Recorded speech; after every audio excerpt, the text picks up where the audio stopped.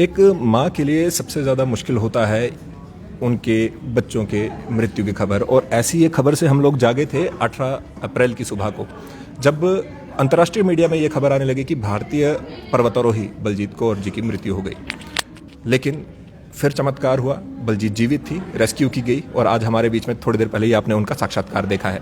इस समय पर हमारे बीच में बलजीत कौर की माताजी हैं और उनसे जानना चाहेंगे ये पूरे घटनाक्रम में किस तरह से उन्होंने उसको देखा, किस तरह से उनके अंदर किस तरह से इसमें भावनाएं थी। सबसे पहले तो माताजी आपका बहुत बहुत स्वागत है। धन्यवाद। माताजी, बात करें अगर ये पूरे घटनाक्रम की 18 तारीख की, जैसे हम बात यहाँ पर कर रहे हैं, 18 तारीख जो खबर थी, इस तरह की खबर थी कि किसी भी माता पिता को झकझोर के रख देगी। आपने भी सुनी, लेकिन जो जैसे मुझे जानकारी है कि आप लगातार ये बोलते रहे कि मेरी बेटी को कुछ नहीं हुआ है और मेरी बेटी केवल लापता है। हमें बताएं कैसा था उस दिन का अनुभव।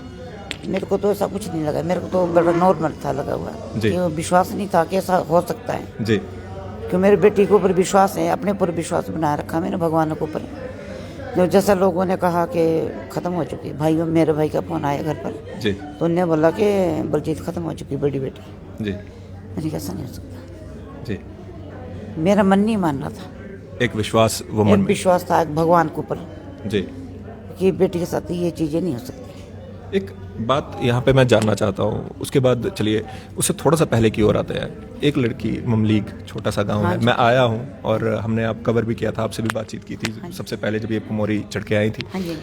उस दौरान पे एक बात हुई थी, उस छोटे से गांव पे मैं लगातार ये कहता भी हूँ कि वहाँ पे ये भावना ले लेना कि इतना बड़ा सपना देखना और उस सपने को पूरा करना अपने आप में बहुत बड़ी बात है।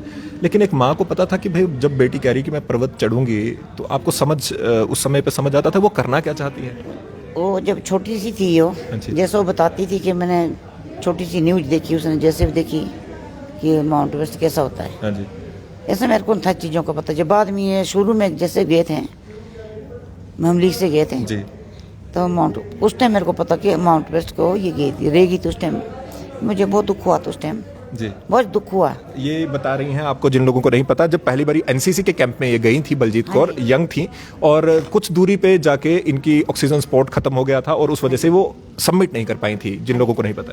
दुख तो बहुत हुआ कि बच्चा रह बच्चा रह, वो एक माँ को होता है जी।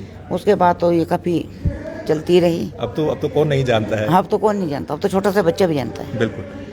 यदि बात करें जैसे, क्योंकि एक इस तरह की प्रोफेशन है जिसमें आपके जान का भी खतरा हमेशा बना रहता है, धन भी बहुत सारा चाहिए और उसके बावजूद सारी चीज़ों को इकट्ठे मैनेज किया। घर पे आती हैं फिर भी वैसी सादगी है। मैं देखता हूँ कि आप कई बार वो गोबर भी उठा रही है, घास भी काट रही है। सब नहीं, घर में आके सारा काम, झाड़ू पोछा, घास भी कटना, डंगर को जैसे हमारे गोबर बोलते हैं, कई जगह शेड बोलते हैं, कई जगह खाद बोलते हैं, उठाती है, गाय का दूध निकालती, खाना बनाती है, सब कुछ काम करती है। लेकिन मतलब बेटी अपने रूट्स को नहीं भूली, अपने जड़ों को नहीं भूली। नहीं भूले। घर में आके घास काटना, सब काम करना है। मैं तो नहीं करूंगी, जब ये घर में आता है मैं कोई काम नहीं करती, बच्चे का सारा काम करते हैं। पर्वतारोही ठीक है जो भी है, लेकिन घर में तो जब 18 की बात, जब बाद में ये पता चलने लगा कि वो गुमशुदा है, मृत्यु नहीं हुई, तो कैसा लगा, राहत मिली? हाँ, मुझे बहुत खुशी हुई जब जिंदा बता के बेटी जिंदा है और मिल चुकी है। तब यही प्रार्थना कि भगवान तेरा है जी। मेरी यही प्रार्थना है कि भगवान तेरा परिवार तू जान।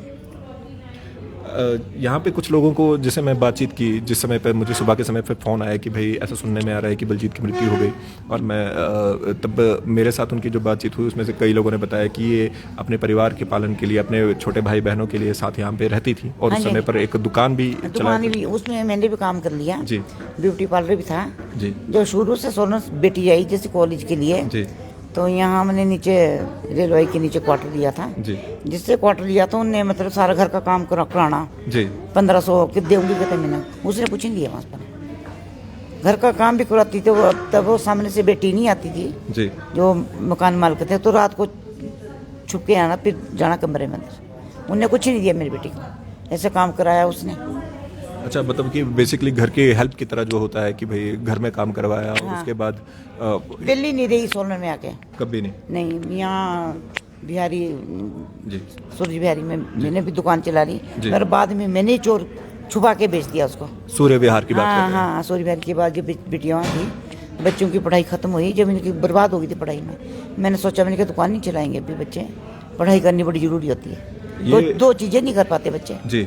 एक बड़ी अच्छी सीख है इसमें सारे लोगों के लिए कि देखिए बच्चों की पढ़ाई कितनी महत्वपूर्ण है वो इस माँ से सीखिए। आप खुद कितने पढ़े लिखे हैं? मैं बिल्कुल अनपढ़ हूँ। आप और फिर भी आपको पता है कि पढ़ाई मेरे को ऐसा था, मेरे को खुद महसूस होती थी ये बात, जब बच्चे पढ़ाई करते थे और के माता पिता बच्चों को पढ़ाते हैं अलग कमरे में बैठाते, तो मेरे को ये नहीं हो पाता था। तो सोचता था शायद मैं भी लिखी पढ़ी होती तो शायद मैं भी बच्चों को घर में बैठाती पढ़ाती। मैंने कहा नहीं, मैंने कहा जरूरी है लिखा पढ़ा होना है जी। अनपढ़ भी बहुत कुछ कर लेता है जी। मैंने ये बोला, मैंने कहा चलो बेटा, मैंने पहली का कायदा मैंने घर में पढ़ा हुआ है जी। तो पहली को जो कायदा उस टाइम कायदा होता था जी, मतलब तो वो तो तख्ती वगैरह में लिखा लेती थी बच्चों ने कायदा वगैरह। जब ये चौथी पांचवी में तब नहीं हो पाई चीज़। अभी तो एकदम सरपट अंग्रेजी भी बोल लेती हैं अलग अलग। मेरे को ऐसा लगता है शायद मेरी बेटी अनपढ़ हो सकती है, मैं अनपढ़ नहीं हूँ। क्या बात है, क्या बात है, क्या बात है। बिल्कुल अनुभव एक जीवन का जो बहुत हौसला है मेरे लिए। कहते अनपढ़ भी तो लिखा पढ़ सकता है। एक बड़ी लंबी बात है कि एक छोटे से गांव से आप यहाँ तक पहुँचे, आपकी बेटी यहाँ तक पहुँचे। उस दिन जब आपको एक हौसला हो गया कि भाई जीवित है, फिर रेस्क्यू हो गई, फिर नेपाल में अभी तक आप मिले नहीं हैं, जो वतन पहुँच चुकी है, परिवार में पहुँच चुकी है। जो सोलन में बच्चा आ जाता है समझाना घर पहुँच चुका है। गर्व महसूस करती हैं आप अपनी बेटी पे। और जैसे कि आपने अपनी बेटियों की इतनी अच्छे, अपने बेटे बेटियों की इतनी अच्छे से आपने परवरिश की, अगर एक संदेश आप लोगों को देना चाहें, जो क्योंकि बहुत छोटी छोटी लड़कियां होती हैं, बड़े बड़े सपने होते हैं, अगर उनको कोई संदेश देना चाहें तो वो संदेश क्या रहेगा? पहले बेटियों के लिए संदेश होता है, कोई भी किसी भी कोने में हो, चाहे पूरे वर्ल्ड में हो, चाहे हिमाचल में हो, कहीं भी हो, बेटियों को ऐसा काम करना चाहिए कि माता पिता के सर ना झुके। क्या बात है। पहली चीज़, पहली सबसे बड़ी चीज़ ये सबसे पहली चीज़ ये भी माता पिता का सर ना झुके, ऐसा काम करें जो पूरा हिंदू और भारत से सलाम करें।